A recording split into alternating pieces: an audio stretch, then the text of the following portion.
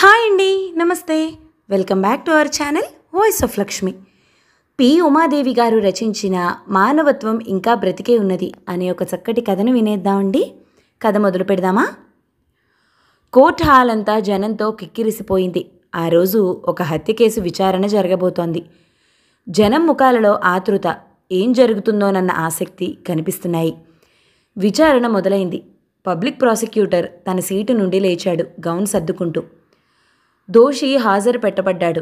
మాసిన గడ్డం, నలిగిన బట్టలు, 25 ఏళ్లుండొచ్చు. ఈ లోకంతో నిమిత్తం లేనట్టు నిర్లక్ష్యంగా ఉన్నాయి అతని చూపులు. అతని వద్దకు వచ్చాడు ప్రాసిక్యూటర్. నీ పేరు అని ప్రశ్నించాడు. రాజు జవాబిచ్చాడతను. నీ వృత్తి? టాక్సీ డ్రైవర్ని. చూడు రాజు, గత నెల 15వ తారీఖు రాత్రి 4 పెద్ద మనుషులు నీ టాక్సీ ఎక్కారు. వాళ్లను అమానుషంగా చంపావు. ఈ నేరం నీవు చేసినట్లుగా ఒప్పుకుంటావా? ఒప్పుకుంటున్నాను. అయితే వాళ్ళని ఎందుకు చంపావు? చెబుతాను. చెప్పడానికి ఇంకా బ్రతికున్నాను. ఆ 4 ఎంతటి దుర్మార్గులో ఈ లోకానికి తెలియచెప్పడానికే నేను ఇంకా బ్రతికున్నది. చట్టం దృష్టిలో నేను హంతకుణ్ణి. కానీ నేను చెప్పింది విని కొంతమందైనా నన్ను అర్థం చేసుకుంటే నాకదే సంతృప్తి, నా మనసుకు శాంతి. ఆ రోజు అతను చెప్పడం ప్రారంభించాడు. జనం ఆసక్తిగా అతని వైపు చూడసాగారు. ఆ రోజు రాత్రి 12 గంటలు దాటి ఉండొచ్చు. ఆకాశం మబ్బులు పట్టి ఉంది. వర్షం వచ్చేటట్లున్నది. ఖాళీగా టాక్సీలో వెళుతున్నాను. అంతలో టాక్సీ టాక్సీ అని ఎవరో పిలిచారు. అటువైపు చూశాను. అక్కడ 4 వ్యక్తులు నిలబడి ఉన్నారు. ఒకతను చెయ్యి ఊపుతూ నన్ను పిలుస్తున్నాడు. టాక్సీ తీసుకెళ్లి వాళ్ళ ముందుంచాను. ఆ 4 టాక్సీ ఎక్కారు. వెళ్ళవలసిన స్థలం చెప్పారు. టాక్సీని స్టార్ట్ చేశాను. వాళ్లలో వాళ్ళు మాట్లాడుకోసాగారు. బాగా తాగారేమో, వాసన అదరగొడుతోంది. ముద్దగా వస్తున్నాయి మాటలు. ఒకటే నవ్వులు, కేకలు. ఆ వాసన, ఆ గోలను భరిస్తూనే టాక్సీ నడుపుతున్నాను. చిన్న చిన్న చినుకులతో వర్షం మొదలైంది. మొత్తానికి ఆనందరావు పెద్ద రసికుడే. ఈ వయసులోనే ఇంత రసికత్వం ఉంటే అసలు వయసులో ఇంకెలా ఉండేవాడో అని అన్నాడు వెనక కూర్చున్న వాళ్లలో ఒకడు. మిగిలిన 2 గొల్లుమని నవ్వారు. నా పక్కన కూర్చున్నతను బహుశా ఆనందరావై ఉండాలి. ముసిముసి నవ్వులు నవ్వుకుంటున్నాడు. ఇప్పుడేముంది, వయసులో ఉండగా ఓ ఆట ఆడాను. ఎలాంటి అమ్మాయినైనా ఇట్టే వల్లో వేసుకునేవాణ్ణి అన్నాడు పెద్ద ఫోజు పెడుతూ. అయితే నీలేళ్లల్లో మచ్చుకి ఒక్కటైనా మాకు వినిపించాలి. కొంతసేపైనా కాలక్షేపం అవుతుంది అని పట్టుబట్టారు 3.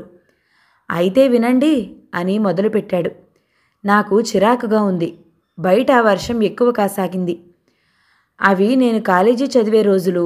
విజయవాడలో నేను అద్దెకుండే మేడ కింది పోర్షన్లో సుదర్శనం అనే మందుల కంపెనీ సేల్స్ మ్యాన్ ఉండేవాడు. ఆయనకు ఒక్కరితే కూతురు. పేరు కళ్యాణి. ఆకాశంలో మెరుపు మెరిసింది. నా గుండెలు జల్లుమన్నాయి. కళ్యాణి నిజంగా పంచకళ్యాణిలాగుండేది. చక్రాల్లాంటి కళ్ళు, సంపెంగ మొగ్గలాంటి ముక్కు, ఎడమ బుగ్గ మీద బ్యూటీ స్పాట్ లాంటి పెద్ద పుట్టుమచ్చ. అప్సరసలాగా ఉండేది. ఆమె అందం నన్ను పిచ్చెంకించేసేది. ఎలాగైనా వల్లో వేసుకోవాలని విశ్వ ప్రయత్నం చేశాను. అంత ఈజీ అయిన ఘటం కాదు. నాకు చిక్కకుండా చాలా రోజులు నన్ను ఏడిపించింది. తగిన సమయం కోసం చూస్తున్నాను. నేను ఆశించిన అవకాశం ఒకరోజు రానే వచ్చింది. ఆ రోజు ఆమె తండ్రి క్యాంపులో ఉన్నాడు. కళ్యాణి ఒంటరిగా దొరికింది.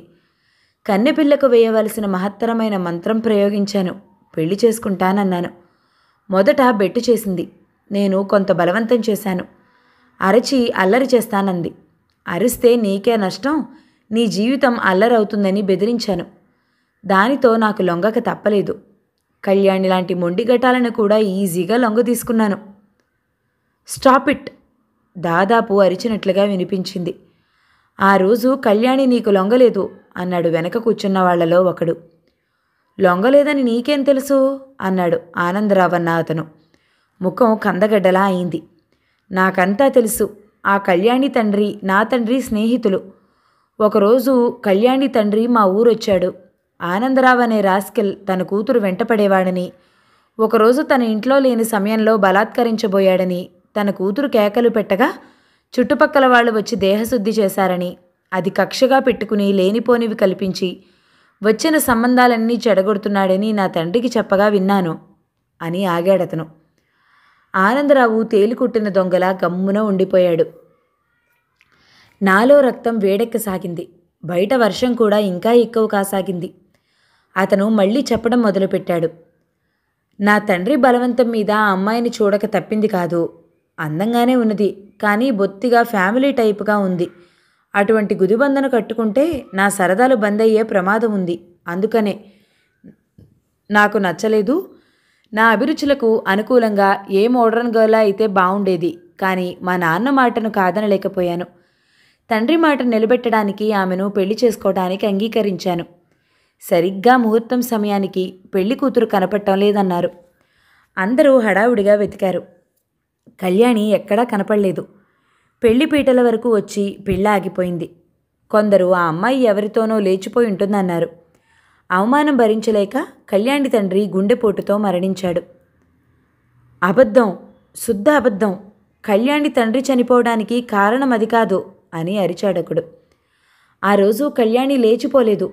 నీవే మోసం చేసి అందరి కళ్ళల్లో కారం జల్లి కట్నం తాలూకు డబ్బుతో పెళ్లి పీటల నుండి పరారయ్యావు. పీటల మీద పెళ్లి తప్పిపోవటంతో గుండెపోటుతో ఆమె తండ్రి మరణించాడు. స్టీరింగ్ చుట్టూ నా చేతులు బిగుసుకున్నాయి. వర్షం తగ్గుముఖం పట్టింది. తండ్రి చనిపోయిన తర్వాత నా అనేవాళ్లు లేక అష్టకష్టాలు పడిందామె. చివరకు నేను పనిచేసే కంపెనీలోనే చిన్న ఉద్యోగం దొరికింది. చాలా ముభావంగా ఉండేది. ఎవరితోనూ ఎక్కువగా మాట్లాడేది కాదు. మాట్లాడినా చాలా ముక్తసరిగా మాట్లాడేది. తన పనేదో తనేమో. అందుకనే ఆవంటే నాకు ఇష్టం ఏర్పడింది. పెళ్లి చేసుకుంటే అటువంటి అమ్మాయినే చేసుకోవాలనుకున్నాను. ఒకరోజు నా మనసులో మాట ఆమెకు తెలియపరిచాను. ఆమె అభిప్రాయం అడిగాను. ఆ సమయంలోనే ఆమె గురించి నాకు అన్ని విషయాలు తెలిసాయి. తన మీదున్న అపవాదు, తన పెళ్లి పీటల వరకు వచ్చి ఆగిపోయిన వృత్తాంతం, తన తండ్రి మరణం, అన్ని విషయాలు ఏమీ దాచకుండా వివరంగా చెప్పింది. అప్పుడే ఆమెను అల్లరి చేసిన ఆనందరావు గురించి, ఆమెను ఆమె తండ్రిని మోసం చేసి పారిపోయిన ముకుందరావు గురించి తెలిసింది నాకు. కళ్యాణి తప్పేమీ లేదనిపించింది. మనస్ఫూర్తిగా ఆమెను పెళ్ళాడాను. అమ్మ, నాన్న, బంధువులు ఎవ్వరూ రాలేదు. స్నేహితుల సమక్షంలో ముక్తసరిగా జరిగింది మా పెళ్ళి. 6 నెలలు మా సంసార జీవితం ఎంతో ఆనందంగా గడిచిపోయింది. ఇద్దరి సంపాదనతో సరదాగా గడిచిపోయేది. కానీ ఆ తర్వాతే మాకు కష్టాలు ప్రారంభమయ్యాయి.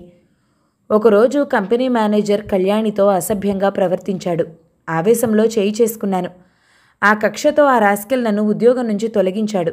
ప్రెస్టేజ్ కోసం కళ్యాణిని ఉద్యోగం మానిపించాను. ఇద్దరికీ ఉద్యోగాలు లేకుండా పోయాయి. గడవటం కష్టమైపోయింది. ఇంట్లో ఉన్న ఒక్కొక్క సామాను బయటకు వెళ్ళసాగింది. అప్పటికి కళ్యాణి ఒట్టి మనిషి కూడా కాదు. ఉద్యోగం గురించి చేసిన ప్రయత్నాలు ఒక్కటీ ఫలించలేదు. బాగా విసిగిపోయాను. కళ్యాణికి నొప్పులు మొదలయ్యాయి. హాస్పిటల్లో జాయిన్ చేశాను. కానీ దురదృష్టవశాత్తు డెలివరీ కష్టమై ఆమె మరణించింది. చెప్పడం ఆపుచేశాడతను. నా రక్తం సలసలా కాగిపోతుంది.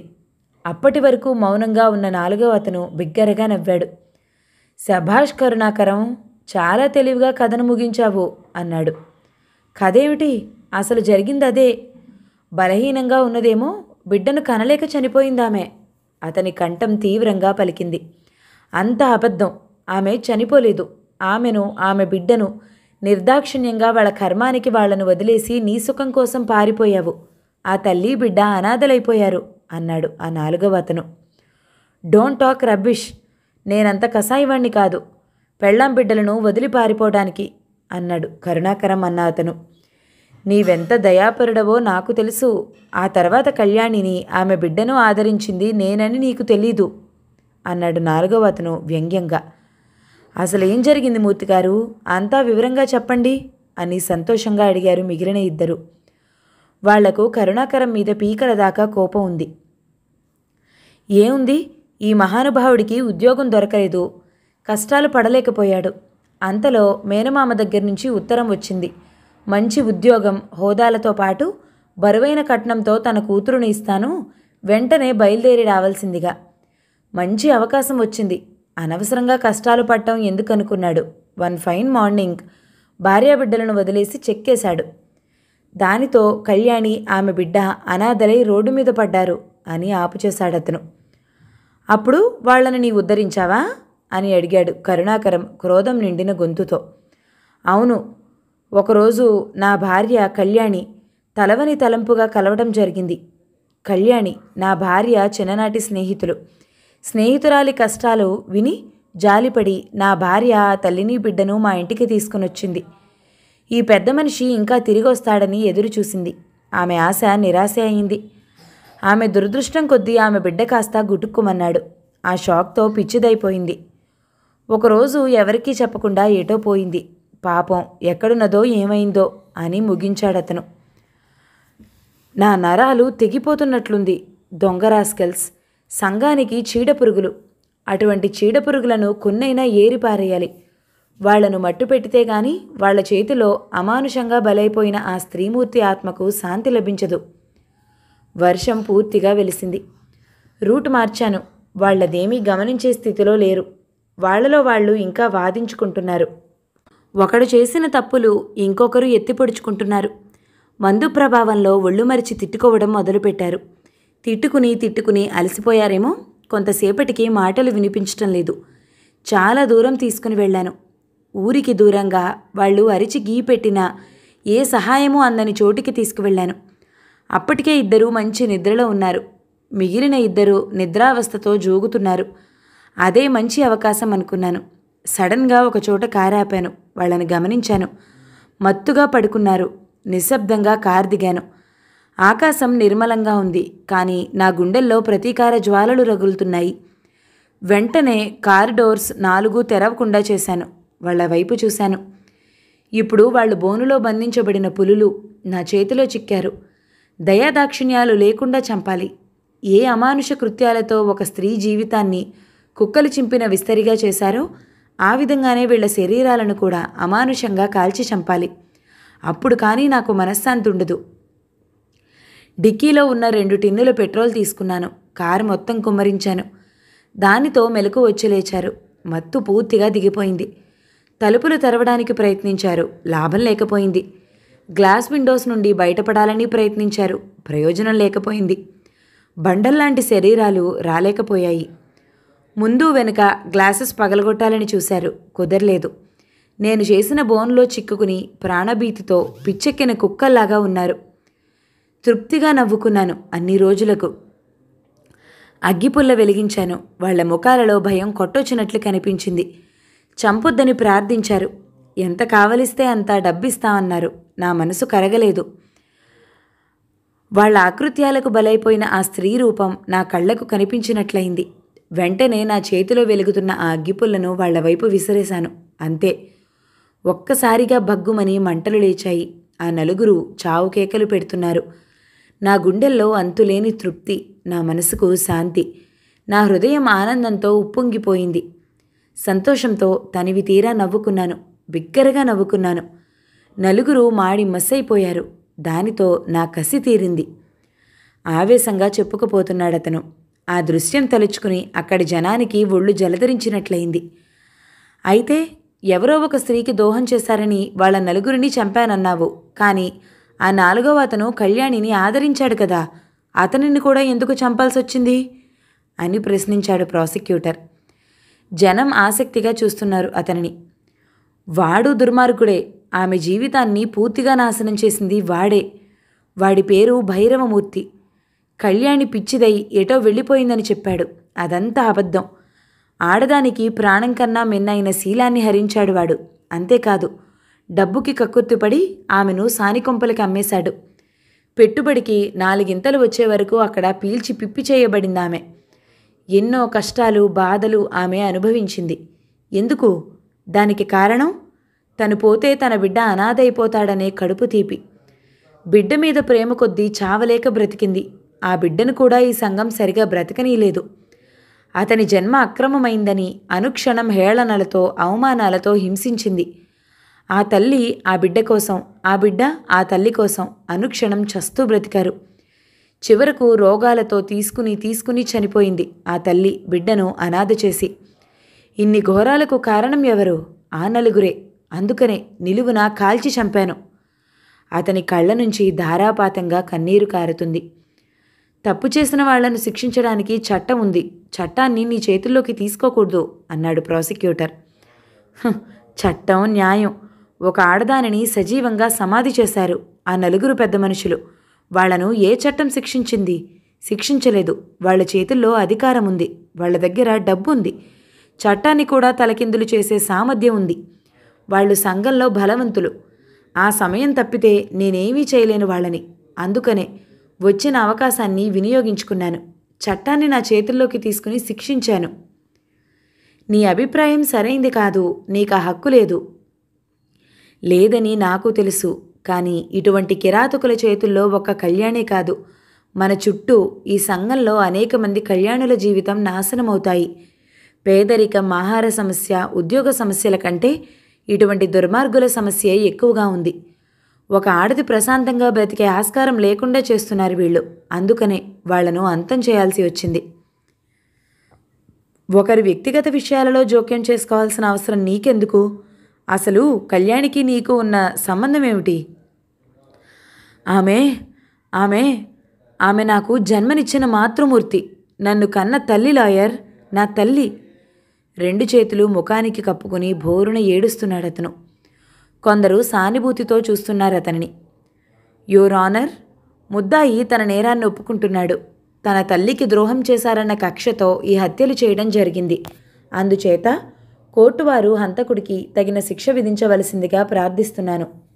తన కథనాన్ని వినిపించాడు ప్రాసిక్యూటర్. రాజు, నీవు చెప్పుకునేది ఏమైనా ఉందా? అడిగారు జడ్జి రాజశేఖరం. లేదు. నీ తరపున వాదించడానికి లాయర్ ఎవరైనా ఉన్నారా? లేరు. ఉన్నారు అని వినిపించింది. అందరూ అటువైపు చూడసాగారు. అతనొక లాయర్. సుమారు 30 ఏళ్లుంటాయి. ఆశ్చర్యంగా అందరూ అతడినే చూస్తున్నారు. నేను ముద్దాయి తరపున వాదించదలుచుకున్నాను. అనుమతించవలసిందిగా కోరుకుంటున్నాను అన్నాడతను. డిఫెన్స్ సైడ్ విచారణ జరిగింది. ఆ లాయర్ తన శక్తి కొలది వాదించాడు. విచారణ ముగిసింది. ఆ రోజు జడ్జిమెంట్ ఇచ్చే రోజు. జనం ఆతృతగా ఎదురు చూస్తున్నారు తీర్పు ఎలా ఉంటుందోనని. రాజుకు కొన్ని సంవత్సరాలు కఠిన శిక్ష విధించబడింది. ఉరిశిక్ష, కనీస యావజ్జీవ కారాగార శిక్ష అయినా పడుతుందని ఆశించిన కొందరికి ఆశాభంగమే అయ్యింది.